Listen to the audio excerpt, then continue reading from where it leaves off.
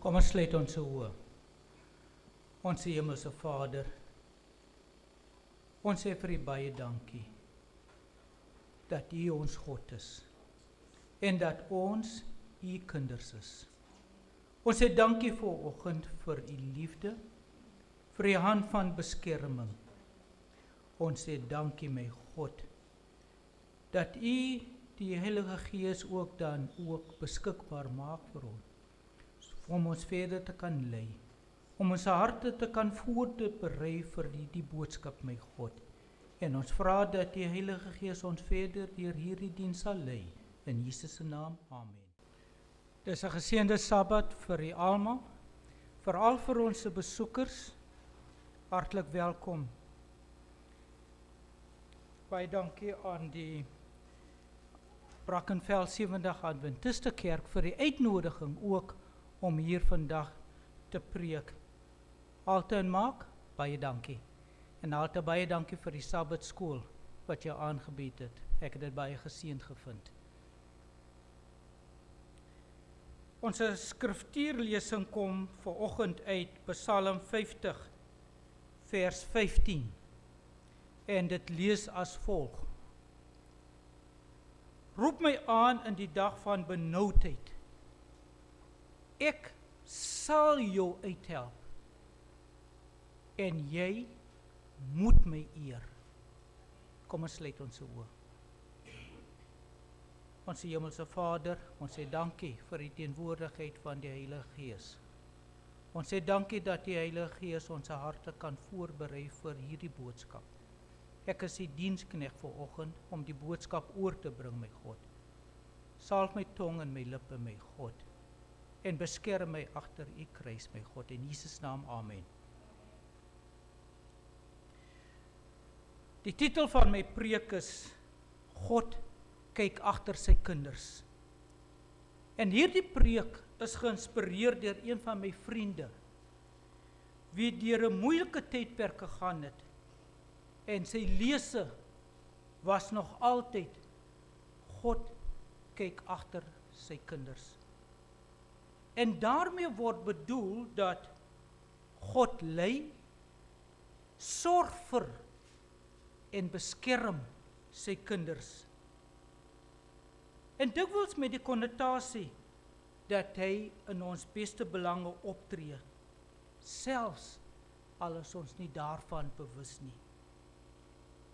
En in hierdie preek sal ek in die arena van teëspoed 3 noodsakelikhede waarhede oor God, soos aangedui in die skrifte, met u gedeel word. En die kern van die preek sal fokus op hierdie 3, naamlik God is volmaak in liefde. God is volkome soewerein. God is oneindig in wysheid.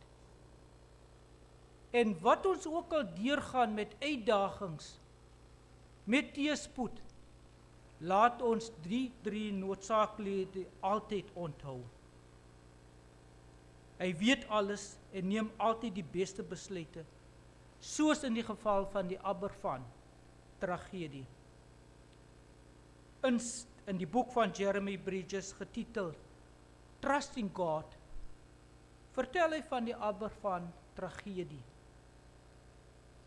Die Aberfan dorpie in die suide van Wallis is aan die voet van die Merdewyl steenkoolmyn geleë. En vir 50 jaar het die mens sy steenkoolafval aan die een kant van die Merdeberg neergestort, met die Aberfan dorpie aan die voet van die berg. Een Vrydagoggend in Oktober 1966 het 'n swaar reën die gebied getref, wat 'n golf dik slik van die mynafval veroorsaak het. Die golf dik slik het vinnig teen die berghelling afgevloei in die rigting van Aberfan, tot 'n diepte van 12 meter en 'n gerapporteerde spoed van meer as 130 km/h. Baie in die Aberfan dorpie het die onheilspellende gedreun gehoor, maar die mis het veroorsaak dat niks gesien kon word nie. Dit het Aberfan en die Panglas junior skool getref, net toe die leerlinge by mekaar gekom het. Dorpbewoners het na die toneel gehardloop en met hulle hande begin grawe. Min kinders is lewendig uitgehaal. Toe die finale dodetal bekend was, het 116 jong mense saam met 5 onderwysers omgekom. 'n Predikant wat tydens die tragedie deur 'n BBC verslaggewer ondervra is, het op die onvermydelike vraag oor God geantwoord en gesê, en ek haal aan: ek veronderstel, ons moet erken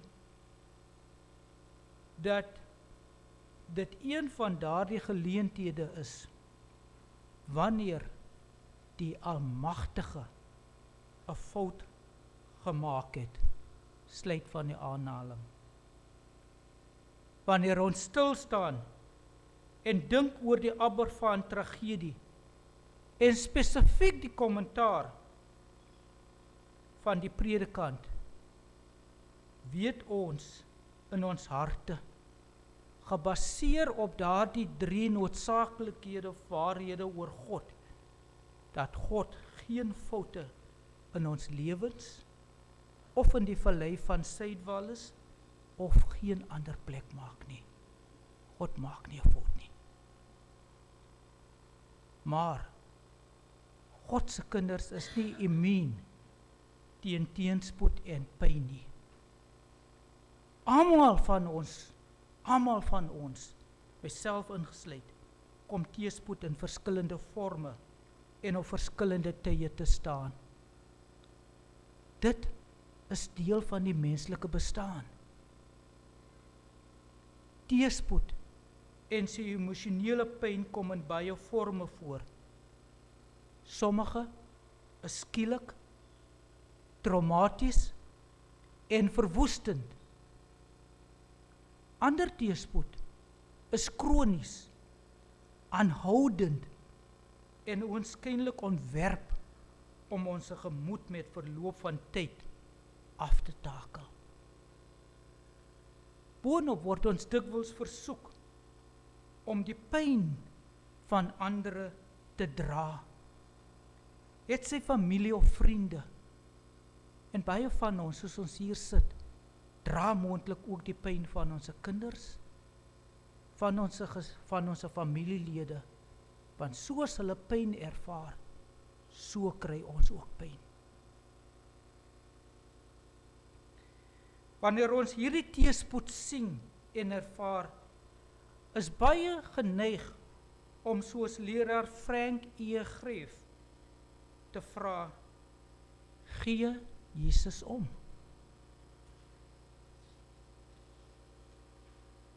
Die lofsang wat ons so pas gesing het, gee Jesus om, is alreeds in die 20ste eeu deur leraar Frank Greef gekomponeer, gedurende 'n donker tydperk in sy lewe, 'n tydperk van aansienlike lyding.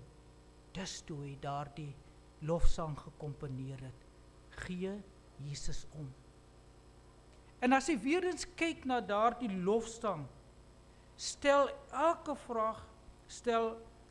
dit die vraag of Jesus omgee in spesifieke moeilike omstandighede. En ek haal net die eerste vers vir u aan. Gee Jesus om, as my bange hart van weemoed en pyn wil vlug, as my laste druk en ek laag moet buig, tot ek moeg en moedeloos sug. Ons mag en moet God vra om ons in staat te stel om te verstaan wat hy ons dalk deur 'n bepaalde ervaring leer. En hierdie vrae wat ons ophaal, is telkens 'n uitroepe van angs, 'n natuurlike reaksie op pyn, 'n natuurlike menslike reaksie. Een van die redes waarom ons vra, is omdat ons geen moontlike spesifieke goed sien wat kan kom uit die spesifieke teëspoed omstandighede wat oor ons of ons geliefdes gekom het nie. Wanneer ons hierdie teëspoed ervaar, is dit dikwels nie 'n teken dat God ons verlaat het nie. As ons weer kyk na die skriftuurlesing, is dit vol vertroosting en bemoediging vir ons almal.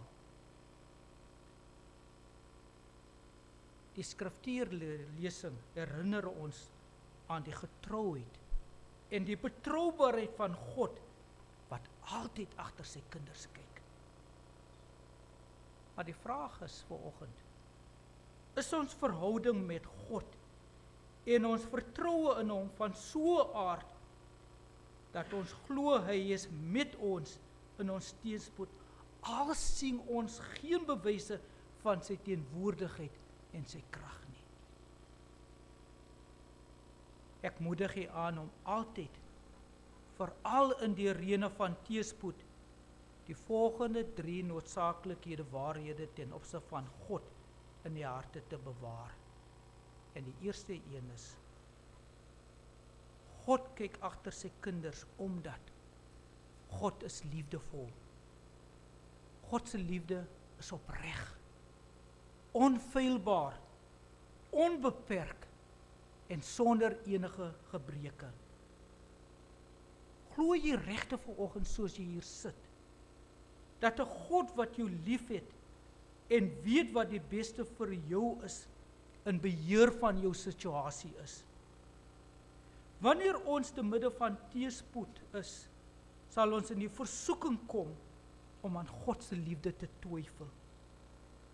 En dit is op hierdie bepaalde vlak waar Satan ons aanval, op die gebied van God se liefde. Ons mag moontlik afgesny voel van God se aangesig, van sy liefde en tere sorg. Ons twyfel, vernietig nie God se liefde vir ons nie. Ons leer om saam met Dawid in Psalm 31 vers 22 te sê, en ek haal aan, want ek het in my haas gesê, ek is voor u oë uitgeroei, nietemin, u het die stem van my smekinge gehoor, toe ek u aangeroep het.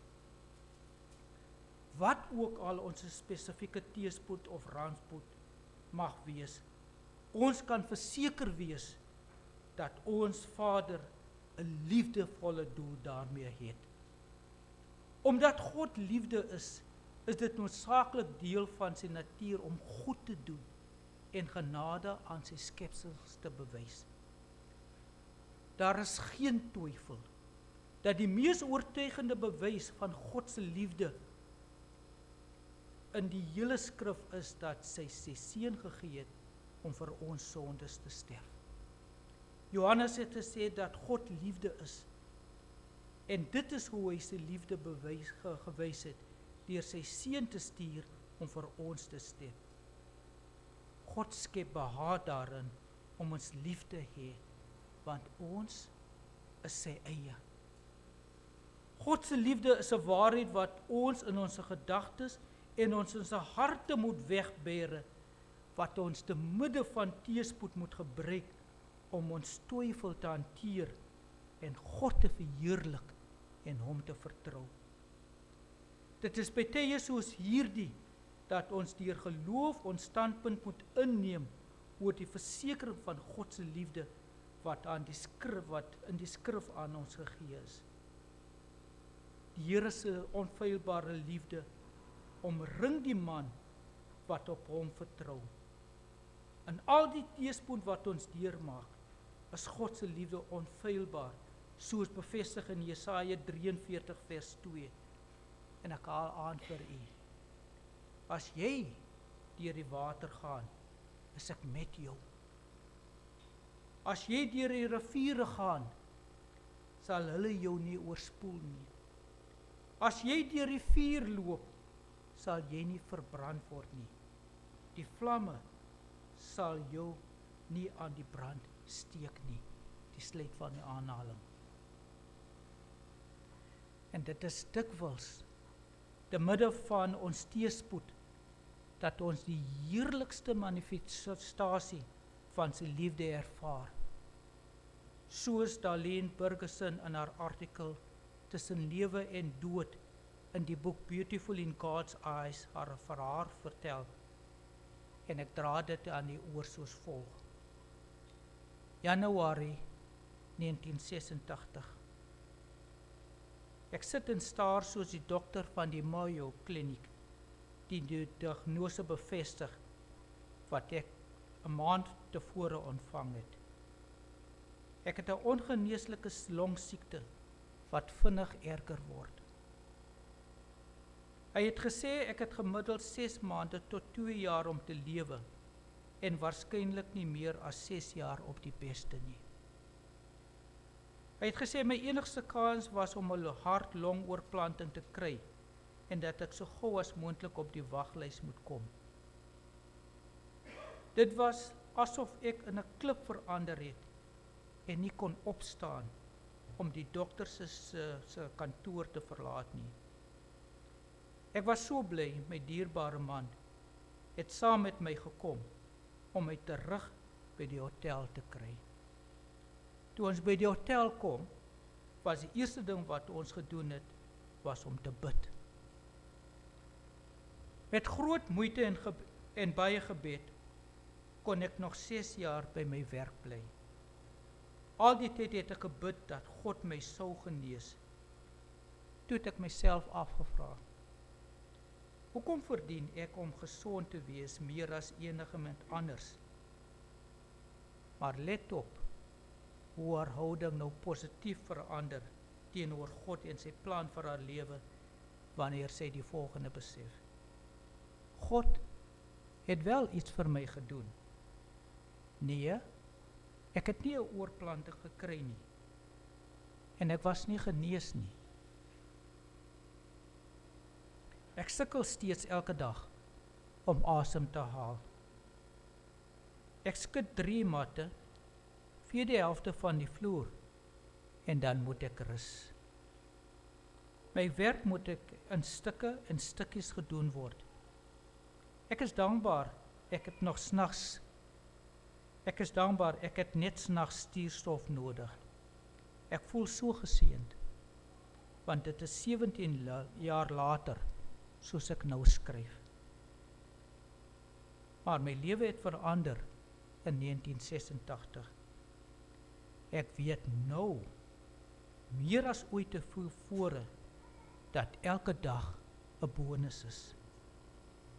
Op een of ander rede het my siekte gestabiliseer, ten minste vir nou. En ek hoop ek sal nie 'n dag laat verbygaan sonder om iets te doen om iemand te help nie. Die sluit van haar storie. Nog nie. Toe ek gereed was om op te gee en dinge hopeloos gelyk het, was en is hy altyd daar. Teen die agtergrond van hierdie verhaal en moontlik die eie verhaal, besef ons vandag dat God se genade is altyd genoeg. Jy sien, God gee nie vandag 'n jaar se genade nie, maar hy gee dit vir ons dag by dag. En met elke oomblik wat verbygaan, krag om die beproewinge te kan trotseer. Dag vir dag God se genade. Op watter manier ons ook al ons teëspoed beskou, vind ons dat God se genade voldoende is. Die tweede een, God kyk agter sy kinders omdat God is soewerein. God is almagtig en het absolute gesag en beheer oor alles. Jesaja 55 vers 8 en 9 beklemtoon die soewereiniteit van God, sy perfekte planne en die versekering dat alles wat God doen is doelbewus en werk ten goeie mee. Niks in ons lewens gebeur van selfsprekend nie. God is altyd in beheer. Hy sê dan ook, ja, my planne is nie julle planne nie, en julle paaie is nie my paaie nie, is die uitspraak van die Here. Want soos die hemel hoër is as die aarde, so is my paaie hoër as julle paaie, en my planne as julle planne.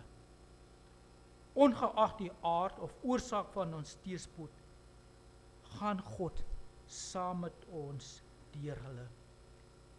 Die bekende aanhaling lei, as God jou daarheen bring, sal hy jou daardeur bring. Die Engels druk dit eintlik baie mooi uit. If God has taken you to it, He will take you through it. Met ander woorde, God laat ons nie toe om lyding, swaar kry en teëspoed te trotseer nie, tensy hy 'n plan het vir ons om daardeur te stap en te oorwin. Dieselfde God wat vir Dawid krag gegee het om teen Goliat te staan, kan my ook krag gee om die teëspoed in my eie lewe te hanteer.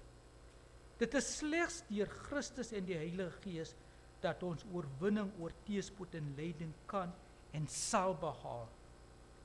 As ons aanvaar dat God soewerein is, dan moet ons tot die gevolgtrekking kom dat God in beheer is van al hierdie teëspoede en hulle met sy oneindige wysheid lei na hulle bestemde doel. Selfs onbeheerde en onverwante gebeure is almal deel van God se plan. En ek stel dit weer aan u, dat niks gebeur by chance nie. Ons kan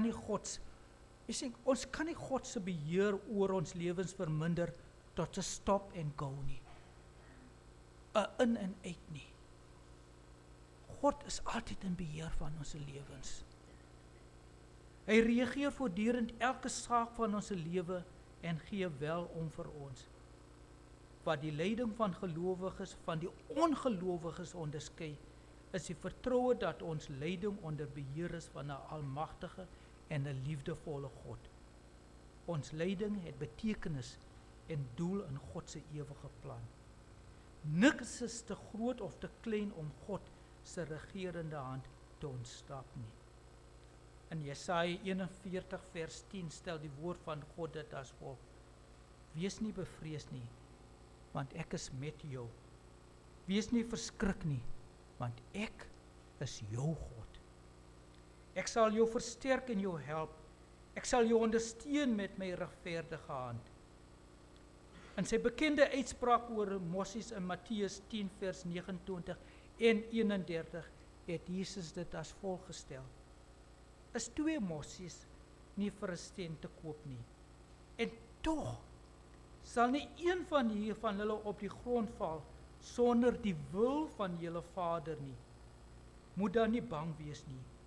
Julle is meer werd as baie Moses. Jesus se hele punt is, as God so sy soewereiniteit ten opsigte van Moses uitoefen, sal hy dit beslis ten opsigte van sy kinders uitoefen.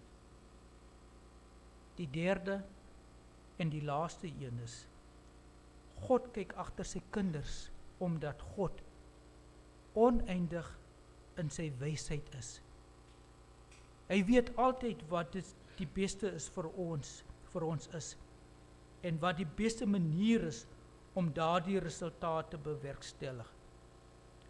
Kan jy, soos ons vanoggend hier sit, om in sy wysheid vertrou, al verstaan ons nie altyd sy besluite of die rigting van ons lewens nie, Kan jy hom in sy wysheid vertrou in die aanvaarding van onveranderde omstandighede wat totaal buite ons beheer is?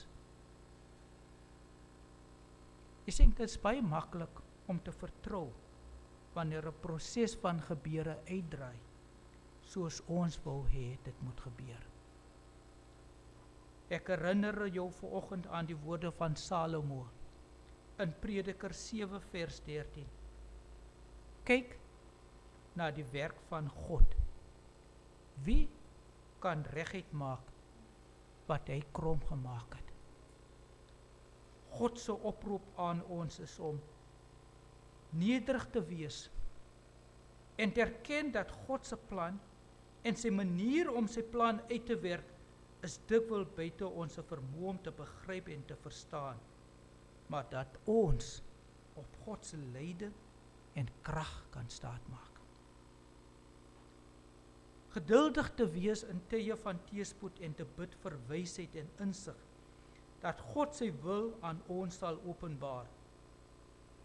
Ons hulp kom nie altyd op die manier wat ons verwag, of in die tydsberekening wat ons wil hê, maar laat ons nooit vergeet dat God oneindig wys is en ons nooit sal verlaat nie. Hy is voortdurend aan die werk in elke aspek en elke oomblik van ons lewens. Laat ons eerste prioriteit in tye van teëspoed wees om God te eer en te verheerlik deur hom te vertrou, omdat hy oneindig in wysheid is. Ons eer God deur te kies om hom te vertrou wanneer ons nie verstaan wat hy doen of hoekom hy toegelaat het dat sommige ongunstige omstandighede voorkom nie.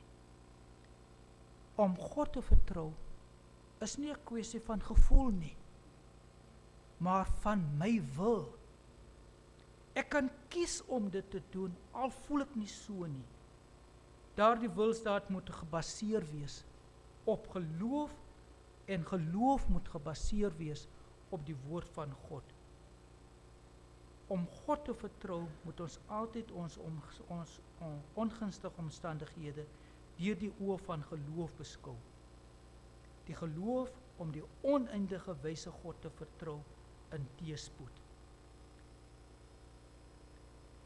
In Psalm 9 vers 10 sê die woord van God: Die Here sal 'n toevlug wees vir die onderdrukte, 'n toevlugsoord in tye van nood.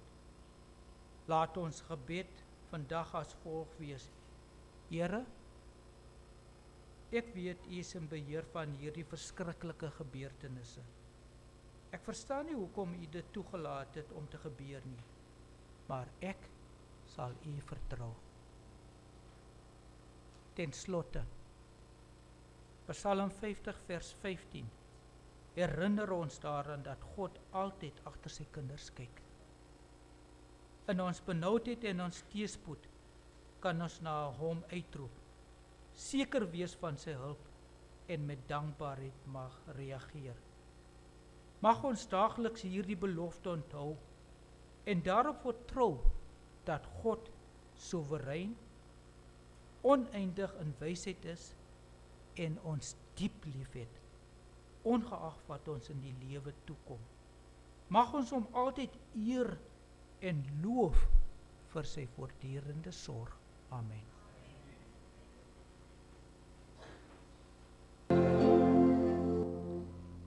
Ons sluit ons oë. My God, soos ons nou sal skei, mag ons altyd daaraan herinner word dat U die liefdevolle God, die soewereine God, die God wie oneindig in wysheid is. En daarom, my God, kan ons hande in U hande plaas en ons weet, my God, dat soos ons verder sal voortgaan en ons oë op U gefokus sal hou, my God, dat U ons sal lei, U sal ons beskerm, my God. Dankie vir hierdie versekerings in Jesus naam. Amen.